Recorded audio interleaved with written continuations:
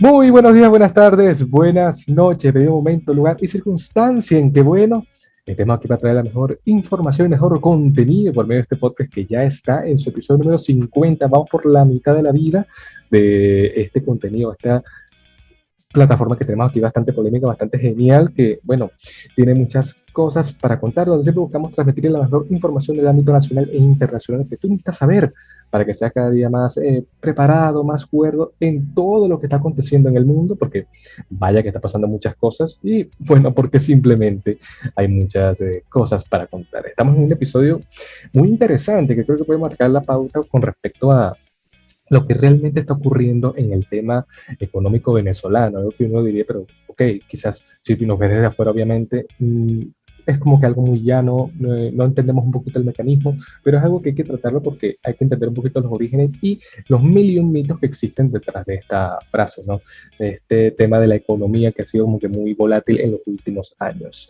Pero bueno, tú que eres nuevo, que nos está observando, recuerda que nos puedes seguir a través de YouTube, Cosas para Contar, así como también en los formatos audibles de Spotify, Google Podcast, Apple Podcast, Tuyas Cosas para Contar y Anchor, Cosas para Contar respectivamente.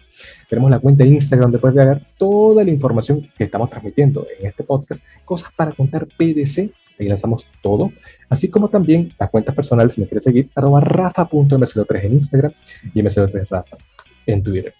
Y en esta oportunidad tenemos a una invitada, digamos, bastante interesante que tiene como que una larga data y experticia con respecto a estos temas dentro del mundo económico. Y bueno, vamos a que ella nos dé un poquito la visión por parte de una venezolana más y persona del medio. Bueno, hoy estamos con una economista, asesora de lo que sería el ámbito del emprendimiento, emprendedores y empresarios, y también tiene sus conexiones con respecto a distintas organizaciones no gubernamentales, no ONGs en el país. Una de ellas se dice Libertad. Estamos hoy en Cosas para Contar con Alicia Sepúlveda. Alicia, ¿cómo estás? Hola, gracias por la oportunidad y encantada de compartir con tu público. Sí, bueno, realmente yo formo parte de una organización que se llama Se Dice Libertad, que es lo que se conoce como un tanque de pensamiento. Un tanque de pensamiento no es más que una organización que se encarga de promover las ideas. Y el tipo de ideas que nosotros promovemos desde Se Dice Libertad son estas que están alineadas con la defensa de la libertad, con la promoción del libre mercado, con la filosofía del liberalismo como sistema de vida y todo lo que permita que el individuo, desde sus actitudes, desde su creatividad, desde su individualidad, sin perder la esencia que está dentro de una sociedad, pueda alcanzar. Una de las cosas que nosotros promovemos es el respeto a los derechos de la propiedad. Además de eso, como bien señalaste, tengo una larga trayectoria de unos cuantos años, no los voy a decir para que no se noten las arrugas, como economista que he estado dentro de lo que es el mundo empresarial haciendo análisis de impacto de lo que son las leyes y las políticas públicas en lo micro, en las empresas, en los ciudadanos, promoviendo aquello que se llama la incidencia pública y el análisis costo-beneficio.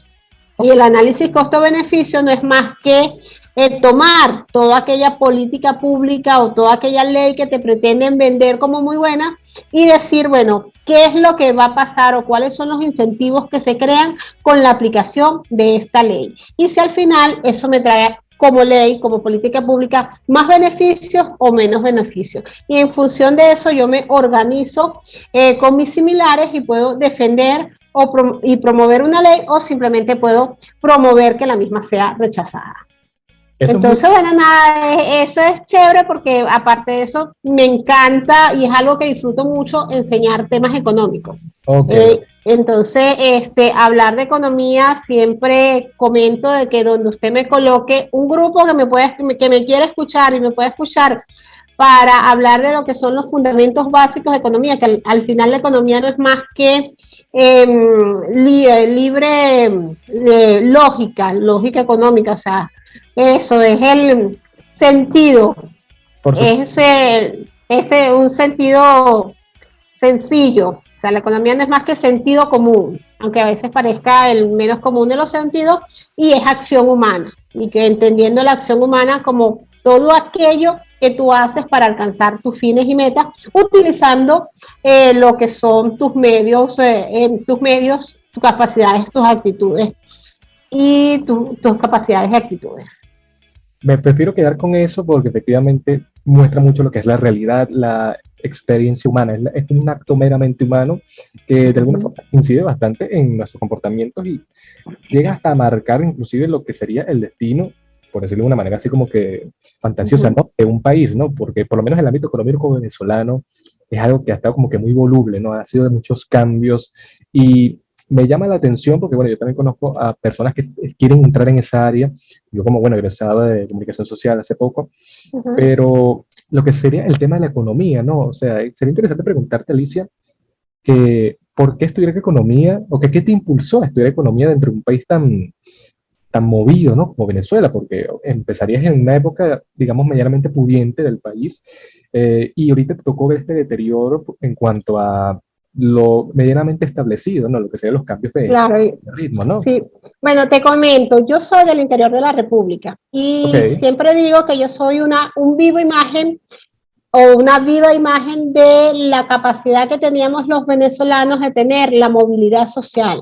ok, Mi madre es maestra de escuela y mi papá era obrero petrolero. O sea, yo soy hija de una maestra y de un obrero que con el trabajo y el esfuerzo de ellos tuve la oportunidad de venirme a la capital de la República, estudiar en una buena universidad común, no es la Universidad Central de Venezuela, tener las comodidades para terminar de estudiar, finalizar mi carrera estudiando y trabajando y ejercer la carrera desde lo que yo creo que es la esencia de la economía, que es la parte de investigar, generar conocimiento y explicar en todo momento la estructura de incentivos que se generan cada vez que tú tomas una decisión. ok, Y que muchas cosas nosotras no las vemos como acciones, actos que implican una decisión de carácter económico, pero que al elegir nosotros estamos tomando decisiones económicas. Y siempre hacemos un análisis costo-beneficio de absolutamente todas las decisiones que tomamos. Y eso tiene un componente económico. Y sí, o sea, estudié economía porque de verdad siempre me había gustado, en principio siempre me gustó el tema de explorar los números. Yo recuerdo de una niña de 13, 14 años, me disfrutaba, no sé, creo que en tus tiempos ya no existían, de abrir la prensa completa, eran tabloides grandes y ajá, traían un segmento completo de gráficos, de explicaciones, de temas económicos que yo disfrutaba muchísimo. O sea, de verdad, de ver cómo iban creciendo todas las curvas, cómo estaban los gráficos y toda la explicación del crecimiento de precios, la liquidez, era algo que a mí me gustaba mucho. Y tuve la oportunidad de empezar a trabajar desde muy joven en el área económica como tal, o sea, siendo pasantes de economistas y pasantes en un holding empresarial en donde teníamos que revisar mucha data económica, teníamos que generar reportes que servían de insumos para la toma de decisiones. ok. Entonces, digo que, bueno, siempre he estado entre lo que es la parte gremial empresarial y la parte académica, y además de eso he tenido la oportunidad de dar clases y me encanta, como te señalé anteriormente, facilitar y enseñar los temas económicos. Y espero que esta sea la oportunidad de aprender unas cuantas cosas, Alicia, porque Ajá. como te comenté anteriormente en la entrevista o en esta conversación, hay mucho público que está no solamente en Venezuela, sino en muchas partes del mundo. Y creo que es interesante, por lo menos explicarles a ellos, te lo dejo a ti como que tienes ya la data, ¿no? Y como en la parte económica, porque siempre habla de la parte política, la parte social, cultural, pero ¿cómo uno pudiera explicar lo que ha sido este cambio económico en Venezuela en los últimos años? Porque muchos antes tenían la noción de que, ok, Venezuela era un país pujante, ¿no? Donde el petróleo rebosaba y nos decían hasta que éramos los millonarios de Latinoamérica, por decirte algo. La chequera que caminaba por toda Latinoamérica. Eso mismo. Y hoy en día estar en una de las listas más, bueno, complicadas en cuanto a números económicos. Claro, de hecho, en todos los indicadores, en todos los rankings de indicadores que se presentan en el mundo, Venezuela figura en el último lugar. O sea, Venezuela está en el último lugar en el índice de libertad económica, Venezuela está en el último lugar en el índice de derechos de propiedad, Venezuela está en el último lugar en el índice de hacer negocio.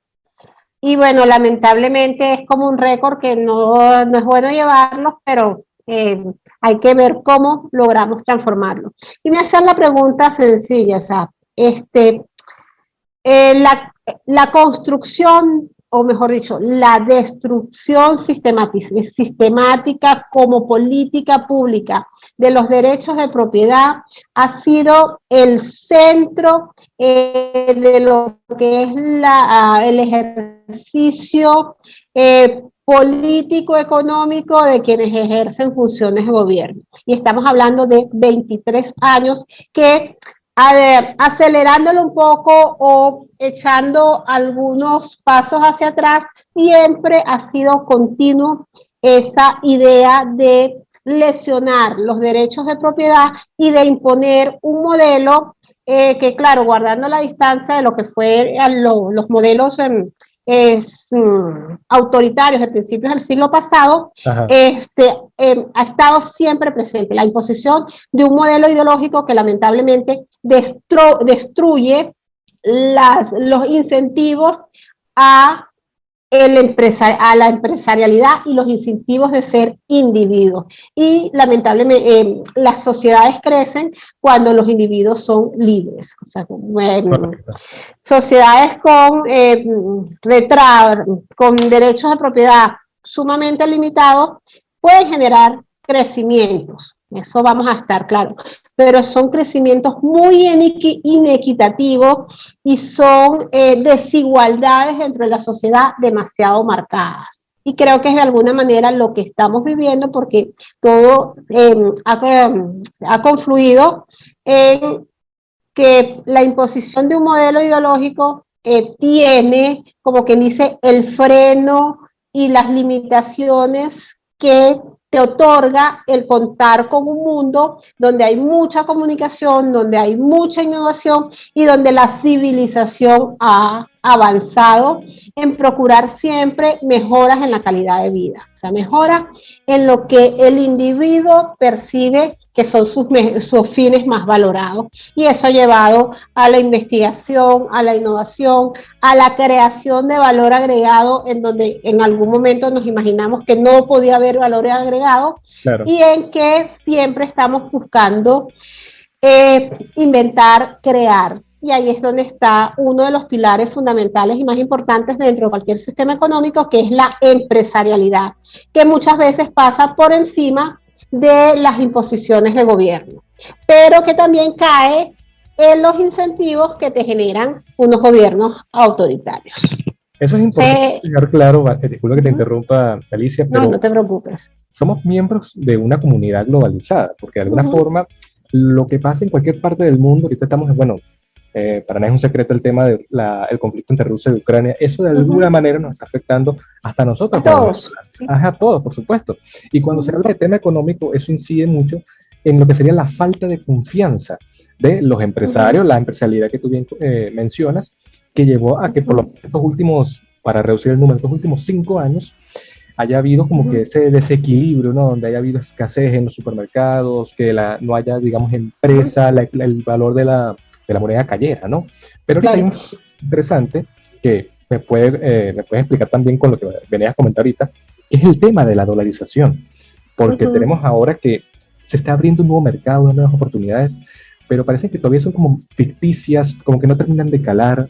Así que bueno, ¿qué opinas del tema de la dolarización y lo que ha llegado a ser Venezuela de lo que era antes ahora? Miremos el tema de la dolarización como parte de lo que es un sistema monetario que requiere toda la economía para funcionar. El dinero, con los 3 atributos principales que tiene, que es depósito de valor, unidad de cuenta y medio de intercambio generalmente aceptado y que genera confianza, en Venezuela perdió esa función. O sea, la unidad monetaria venezolana, como resultado de un mal manejo de lo que, de lo que fue la política monetaria, perdió esa razón de ser del dinero.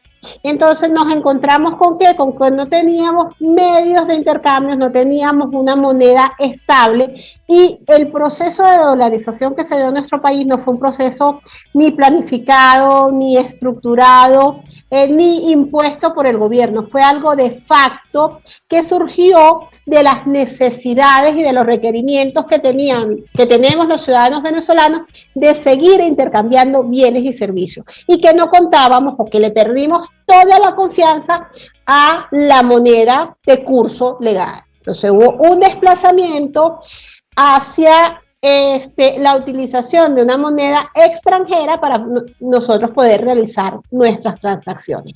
Y el gobierno, o quienes ejercen funciones de gobierno, que en un principio rechazaron e intentaron limitar ese proceso fáctico que se generó, al final tuvieron que reconocer que la economía terminaba moviéndose gracias a que había un flujo de dólares dentro de nuestra economía que permitía algunas inversiones y que permitía que aquella crisis humanitaria compleja no matara a más del 80% de la población. Entonces, no es que hubo una imposición, no es que fue resultado de una política monetaria, simple y llanamente fue algo que pasó de facto.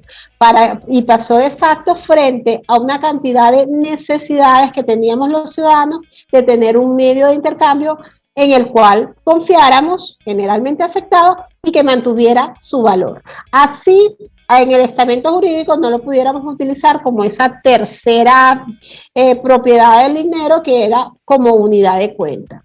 Y es allí donde entonces ya entra algunos cambios en cuanto a la política cambiaria, en cuanto a las estrategias del gobierno, de tratar de que pueda considerarse el dólar como unidad de cuenta. Sí, pero mientras no se limite, o mientras el incentivo a utilizar los bolívares no estén de la mano de bajar esa pérdida de confianza y de bajar los niveles hiperinflacionarios que vivimos, no se va a lograr. Tienes razón, y eso se complementa bastante con las mil y un posturas por parte de economistas políticos que hablan de que de alguna forma esto llega de facto debido a la necesidad de que se necesita reducir los niveles de inflación y de estanflación del país, ¿no? Niveles tan elevados de donde uno dice que, bueno, ya prácticamente es casi inhabitable subsistir en un medio como este, pero de alguna forma se presenta esta posibilidad que ha generado mil y un debates, ¿no? Porque por lo menos ahorita...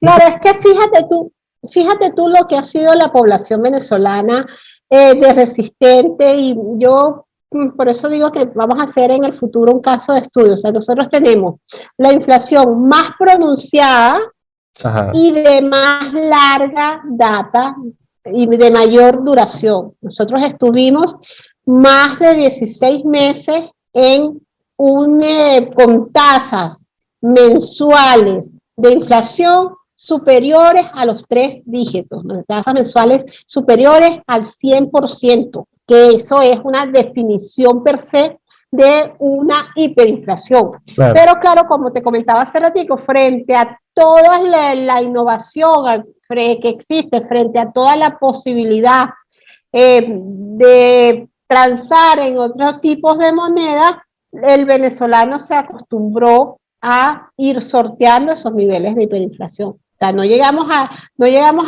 al punto de la hiperinflación alemana en su oportunidad, de que forraban las paredes con los billetes, o quemaban los billetes porque era más barato que pagar el gas. Okay. Pero sí, nuestros bolívares no los quería nadie, y todavía no los quiere nadie. ¿Y eso qué significa? Que no tenemos confianza en la moneda nacional. A pesar de que el Ejecutivo Nacional sigue incentivando, no hay mil y una alternativas que fueron a partir de estos mecanismos polémicos, ¿no? Que por lo menos se creó como una estructura, la estructura bodegón venezolana, donde se importó 1001 productos internacionales y que, bueno, claro, claramente... es que esa estructura de bodegón venezolano forma parte de todas esas contradicciones en cuanto a política económica que se desarrolla dentro de nuestro país. Claro, Porque por claro. un lado lesionas los derechos de propiedad de quienes están internamente y por el otro lado incentivas importaciones desmedidas y muchas de esos, o sea, no puedo decir que el 100%, pero sí un porcentaje importante de toda esa burbuja, como la solemos llamar, que se llama bodegones, viene como resultado de aquella política mercantilista de estar haciendo cosas al amparo del Estado. Claro, claro. Y que eso es propio de del tipo de regímenes autoritarios como el que vivimos en nuestro país, porque no nos vamos a, como decimos por aquí coloquialmente, no nos vamos a caer en coba, a coba. O sea, quienes ejercen funciones de gobierno han intentado hacer ver como que hay algunas líneas de aperturas hacia el sector privado, como que va a haber oportunidades y efectivamente hay esas oportunidades, pero hay esas oportunidades con muchísima inequidad. O sea, ¿y qué significa muchísima inequidad? Que el que tiene, tiene, y el que no tiene está en una situación extremadamente Seguimos estando en estos paupérmica números.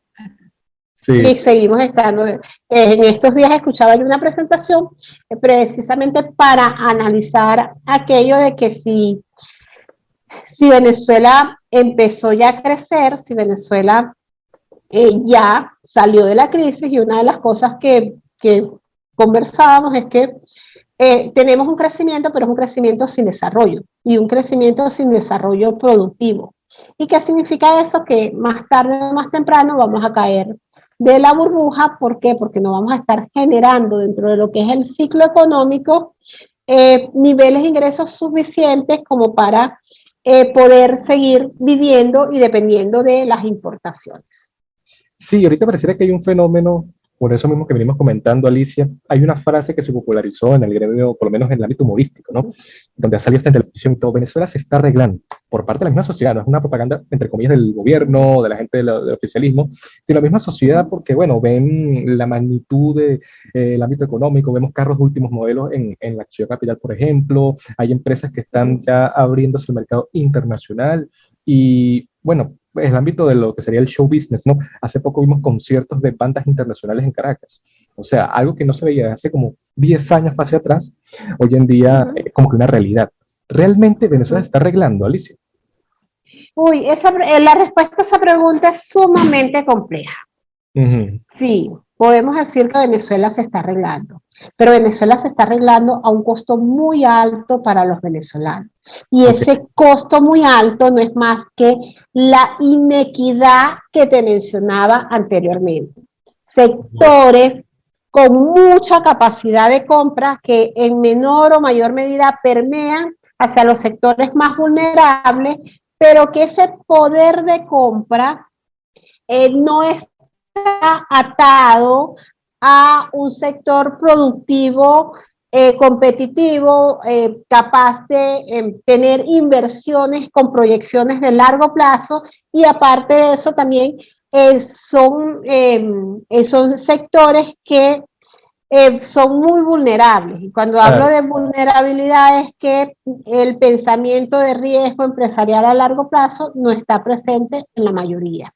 Entonces vemos destrucción de capital muy rápido. Y cuando te comento destrucción de capital muy rápido es, por ejemplo, la persona que invierte de repente en montar una franquicia pequeña de paletas de helado, Ok. hace toda la inversión y al final se encuentra que esa inversión no tiene demanda y ha perdido todo lo que hizo en colocar, en adecuar, por ejemplo, en adecuar un local para vender paletas. ¿Por qué? Porque la capacidad de compra de un porcentaje importante de la población no da para que ese negocio pueda tener retorno. O si no pasa por el otro lado, que entonces los primeros que entran a ese tipo de negocio, estoy hablando del ejemplo de la paletería, hacen la ganancia, pero les toca salir muy rápido porque ya dejan de hacer ganancias. Y toda la inversión la pueden recuperar, pero toda la infraestructura física al final es capital que se pierde. Claro, claro. Y igual es capital que se pierde cuando tú ves los centros comerciales, que hay algunas tiendas que están recuperadas, pero cuando mides en grandes números, más del 80% del centro comercial no está funcionando. Sí, sí, eso se ve bastante. Entonces son cosas como que tú dices, wow, pero se recuperó Venezuela y esta recuperación es tangible. Yo hago mucho el símil de el que toma y está en plena borrachera. Yo creo que estamos todavía como en plena borrachera, pero que no estamos consolidando las cosas para hacerlo bien. Y que de alguna forma, Alicia, uno tiene que, si va a hablar obviamente de Venezuela, no solamente tiene que dirigir su atención a la ciudad capital, lo que es Caracas, porque hay que echarle obviamente el ojo al oriente del país, el estado Anzoátegui, el sur, el estado Bolívar, por lo menos, occidente, ¿no? Hay lugares donde todavía se sigue viendo la Venezuela de hace como unos 2, 3 años, por lanzar un número al azar. Pero efectivamente hay como que esta burbuja, este fenómeno burbuja que, bueno, esperemos que vaya fluyendo de una manera, digamos, sana, ¿no? Porque por lo menos hay alternativas propias de venezolanos, donde realmente se ve como un tipo de crecimiento.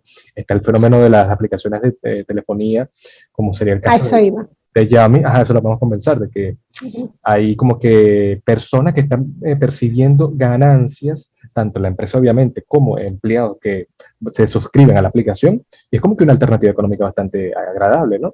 Claro, pero vuelvo al punto, o sea, eso permea a un grupo que podemos decir que se ve numeroso, pero cuando tú ves al resto del país, el resto del país no está allí. Sigue siendo muy bajo. Pues, vuelvo al punto, o sea, estamos observando recuperación económica, un rebote después de lo que fue el 2020, pero a un costo muy elevado para un porcentaje importante de la sociedad. ¿Por qué? Porque es mucha la inequidad que vivimos, es mucho el tema de la clase media que vio destruido todo su capital y que prevalece, oye, de manera bien compleja, rebuscándose por aquí y por allá, tratando como de aprovechar al máximo de negocios de corto plazo. Estamos viendo que un sistema de transporte que mediano, o sea, no funciona.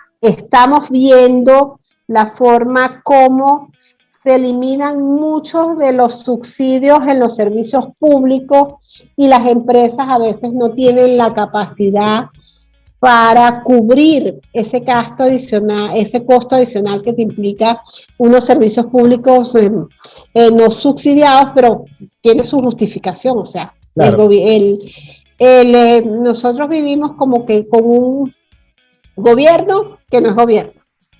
Ok.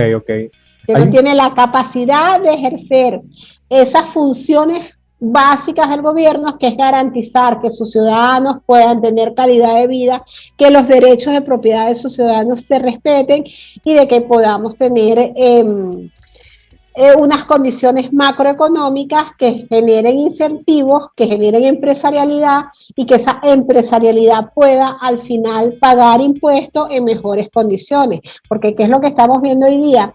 El empresario que procura ser formal es el que está en el ojo del huracán, y el que es informal es el que tiene, como quien dice, la mayor vulnerabilidad. Entonces, eres vulnerable si eres informal y eres mucho más vulnerable si eres formal. Entonces, ¿cuáles son tus incentivos para crear empresas? Son muy pocos. Y allí es parte de todo lo que nos toca vivir, es hacer análisis económico valga la redundancia, de la economía venezolana. Es como que tomar en consideración muchos, o el doble de los elementos que tú tomas en consideración cuando haces análisis de otra economía. ¿Por qué? Porque son muchas las vulnerabilidades, son muchos los incentivos y estamos en un país sin Estado de Derecho. Sí, sí. Y el Estado de Derecho son esas reglas que te permiten a ti de alguna manera tener unas leyes y garantizar que la forma como tú te comportas está respetado y genera ciertas y determinadas respuestas. Acá la forma como nosotros nos comportamos, al final no sabemos si lo estamos haciendo bien o si lo estamos haciendo mal. Y allí conecto con el último punto que me comentabas de la conversación, que es el tema de los impuestos a los grandes patrimonios, a las grandes transacciones financieras. Ajá, sí. ¿Qué significa ese impuesto a las grandes transacciones financieras? Son una normativa legal con varias providencias que tienen tanta interpretación y son tan difusas y tan vagas que al final a ti lo que te toca es estudiar para defender lo que entendiste de cómo debes actuar en función de eso. Y al final no estás seguro y sientes que tienes una espada de Damocles acá en el cuello permanentemente, porque si algo caracteriza a las leyes venezolanas es su carácter impositivo y su carácter restrictivo de los derechos de propiedad. Claro, eso último que comentó Alicia, para lo que no está escuchando viendo el podcast, viene a colación a una medida que emanó del gobierno nacional, que dice que van a aplicarle un impuesto a las personas que facturen o que paguen ciertos productos o servicios a través de dólares, ¿no? Porque esta es la alternativa de bolívares, tarjeta por tarjetas, por sistema bancario, o también las alternativas de billete en efectivo, dólares en efectivo. Para los que no estén al tanto del tema. Hay otro factor, Alicia, que bueno, puede ser como que una visión bastante interesante, ¿no? Porque el mismo gobierno, la gente que está ahorita como que en ese modelo que tiene sus críticas, no muchos están de acuerdo con las doctrinas que ellos manejan, pero esto es un factor como que ha llevado más preguntas que respuestas, ¿no? Porque ahorita Nicolás Maduro, como el jefe de esa camada, menciona que quiere llevar el salario mínimo, y está como que hay un cambio allí, el salario mínimo de $50 que se está ubicando, perdón, $30 más o menos, se está ubicando ahorita a unos $300, equivalentes a bolívares venezolanos, cosa que no parece palpable ni coherente en los tiempos que estamos viviendo, ¿no? ¿Lo ves viable, Alicia? No, okay. Pero vamos a partir del concepto de salario.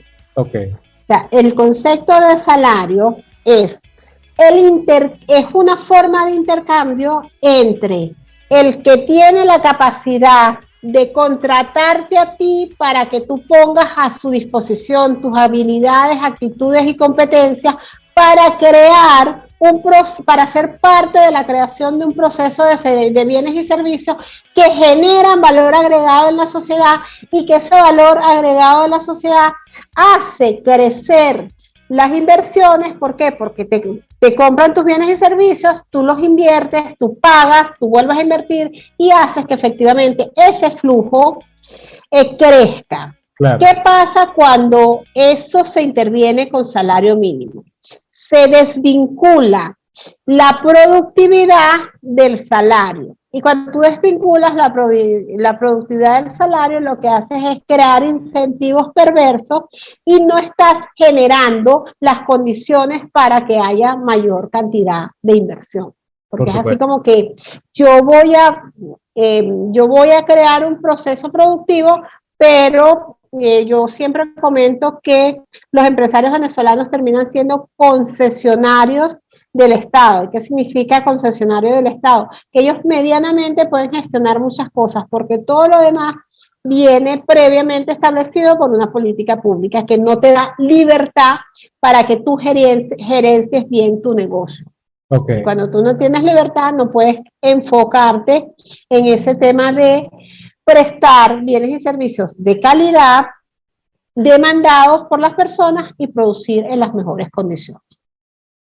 Entonces, o sea, el salario mínimo, y aparte de eso, que también hay una otra atrofia de la economía venezolana, que es la cantidad de personas que dependen del gobierno, del Estado, Ajá. a través de misiones, a través de eh, sean empleados públicos, y cuando quien ejerce funciones de gobierno, en este caso Nicolás Maduro, lo que habla de una subida del salario mínimo, lo que yo leo como analista es un gran proceso hiperinflacionario que va a recrudecerse porque le vamos a estar echando gasolina a través de la inyección de billetes y monedas en las distintas formas.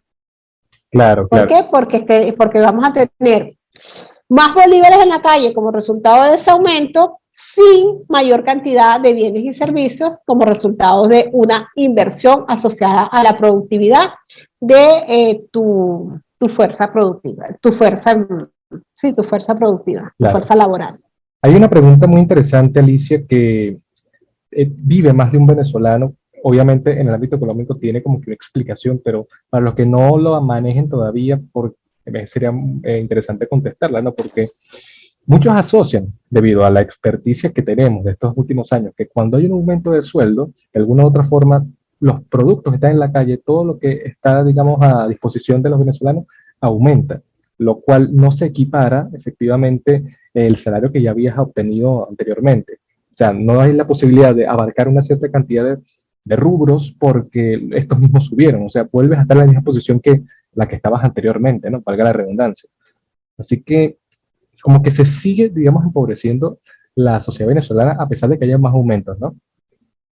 Sí, porque por lo que te estoy diciendo anteriormente, el salario mínimo venezolano no está vinculado a lo que es la productividad, y al no estar vinculado a la productividad genera distorsión, eso por un lado.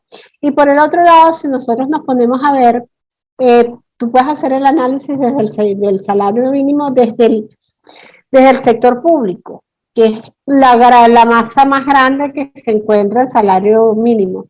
Pero desde el sector privado, tú observas cómo se ha hecho un gran esfuerzo en remunerar al sector laboral por encima de lo que dice el salario mínimo. Cuando tú buscas las estadísticas, tú te vas a dar cuenta que el salario promedio en el sector privado está muy por encima de lo que es el salario mínimo. Entonces son esas pequeñas cosas que tú dices, bueno, acá los empresarios venezolanos son realmente personas que le han echado a pesar del contexto tan adverso al que se presenta. Y eso tiene que ver mucho, Alicia, con otra cosa que puede servir para inclusive cerrar este episodio tan interesante, porque siguen habiendo muchos tipos de emprendimientos, muchas personas siguen apostando de alguna forma a los cambios que se van a venir a futuro y que siguen esperanzados por tener un país, digamos, medianamente normal donde puedan seguir trabajando y que, digamos, este modelo donde ya no me alcanza o vivo con lo justo, ¿no? Se termine. Así que sería muy interesante por medio de sus iniciativas que también mantienes el ámbito de la, digamos, político-social, como se dice, libertad y tal. ¿Qué mensaje le puedes dar a todos aquellos que quieren surgir en Venezuela apostando por su país? Y también, ¿por qué no a los que estén interesados en invertir en Venezuela? ¿Por qué todavía se tiene que apoyar a la industria venezolana? Ok, mira, más que apoyar a la industria venezolana es apoyar a las capacidades, actitudes y competencias que tenemos los individuos para crear riqueza. Okay. Y esas capacidades lo que requieren son incentivos mínimos, o sea, que nosotros podamos ver o a veces construir fuera del amparo del Estado situaciones en las cuales crear riqueza. Entonces, ¿qué está pasando con mucha frecuencia en nuestro país?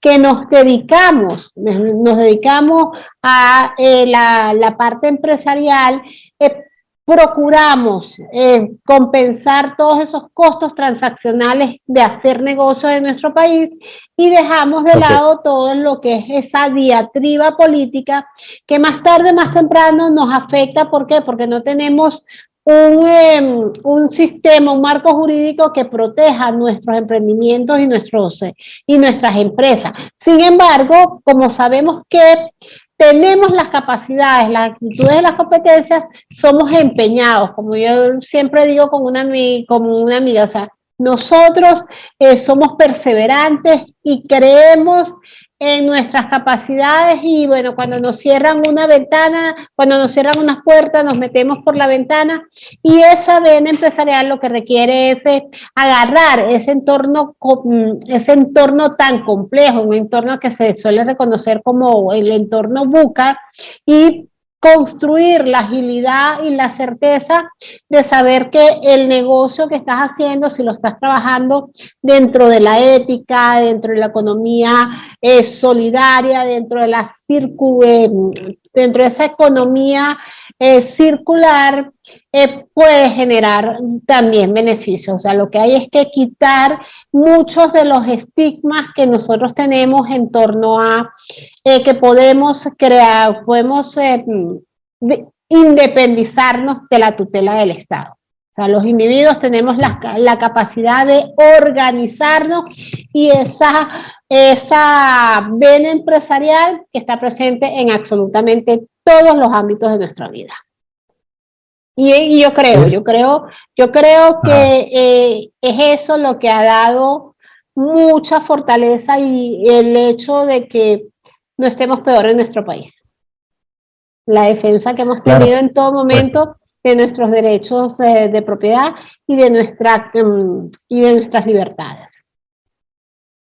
Siempre hay que mantener eso de que efectivamente uno de los principios básicos inherentes al ser humano es la libertad, el derecho a existir y que de alguna u otra forma nosotros somos ciudadanos también de Venezuela, de nuestro país. Entonces, el compromiso sigue y me sumo a lo que viene diciendo Alicia y a todos los que están oyendo el podcast de que efectivamente hay que seguir apostando por un crecimiento económico también inclusive propio, o sea, dejar de ver el mecanismo como una empresa donde solamente gano yo, no, es para toda la sociedad. Claro, y una de las cosas que yo me encargo de enseñar es precisamente el tema, o sea, la versión, o mejor dicho, el estigma que le tenemos a la palabra ganancia, a la palabra beneficio. Y no, o sea, el beneficio es hacer las cosas bien, con ética, y que el que está al frente te está valorando el que tú estés haciendo las cosas bien. Y por eso forma parte de tu intercambio. Entonces, pensemos en que cuando nosotros hacemos también labor social, hacemos una labor social porque queremos una ganancia. ¿Y cuál es esa ganancia que vemos en nosotros en la labor social? El poder disponer y el poder levantar recursos suficientes para mejorar la calidad de vida de esos focos vulnerables a los cuales nosotros queremos atacar. Pero una cosa que también es cierta es atacar los focos vulnerables, no transformándolos en más vulnerables, sino dándole las competencias para que puedan salir de esas situaciones de vulnerabilidad. Y ahí es donde yo aplico mucho aquel refrán de no es darle el pescado, sino enseñarles a pescar. Entonces, en este contexto tan exigente que nosotros vivimos, no existimos personas como yo y como tú, empeñadas en crear ese contexto en donde enseñemos a pescar y no a seguir regalando el pescado. ¿Por qué? Porque seguir regalando el pescado, alguien lo paga y ese alguien que lo paga ejerce un poder sobre ti y te genera mayor esclavitud. Eso es muy valioso, Alicia. Me quedo con la frase, Venezuela no es que se arregló o se está arreglando, Venezuela va a arreglarse cuando uno quiere que Venezuela se arregle. Qué bello sonó eso, ¿verdad? Efectivamente es así y me da pie a invitarlos a todos los que estén viendo el podcast que tengan en Venezuela, que sigan apostando por el país, porque efectivamente hay muchas cosas que hacer, muchas cosas que trabajar y la cuña no puede haber sido mejor, muchas cosas para contar. ¿Dónde nos pueden seguir? Recuerden que estamos en YouTube. Cosas para contar, así como también los formatos audibles de Spotify, Google Podcast, Apple Podcast, Cosas para contar y Anchor, Cosas para contar respectivamente. Nos puedes seguir en la cuenta de Instagram, donde contamos todo lo relativo a el podcast, a fin de cuentas, Cosas para contar PDC. Ahí nos puede escribir sin ningún tipo de problema. Me quiere seguir personalmente. Muchas gracias de antemano, @rafa.mco3 en Instagram y mco3rafa en Twitter. Alicia, ya en todo el episodio, le digo todo esto siempre a los invitados, han salido tus redes, tus direcciones de contacto, pero queremos escucharlas ahora por tu propia voz. ¿Por dónde te podemos conseguir? Mira, yo tengo, yo estoy trabajando ahorita en un emprendimiento bueno, ya creo que es más que un emprendimiento, es un tanque de pensamiento para promover lo que es la cultura tributaria. Y estaba a través de Tributos a tu Alcance, nosotros estamos haciendo una labor que vincula la defensa del individuo frente al Estado, desde aprender y conocer todo lo que son tus derechos y deberes tributarios, y también desde el que es comerciante, que aprendiendo esto baja la vulnerabilidad frente al Estado. Entonces, una de mis redes es @tributos a tu alcance, y la otra es mi red personal, que es @acepulveda58, ambas por Twitter. Por Twitter no, por Instagram. Por Instagram. Bueno, es que, por ejemplo, mi cuenta es la misma en Instagram y en Twitter. La de Tributos a tu Alcance también es la misma en Instagram y en Twitter. Las pueden seguir en ambas, sí. Nos pueden seguir en ambas. Aunque soy más activa a través del Instagram. Sí, es una mejor aplicación. Estuvimos hoy con Alicia Sepúlveda, economista, asesora de emprendedores, con esta iniciativa de ámbitos tributarios bastante buena y miembro de organizaciones de ONGs, entre ellas se dice Libertad. Cualquier cosa pueden escribir a Alicia a través de sus portales o aquí mismo en el episodio, en el podcast, en YouTube o en las distintas plataformas.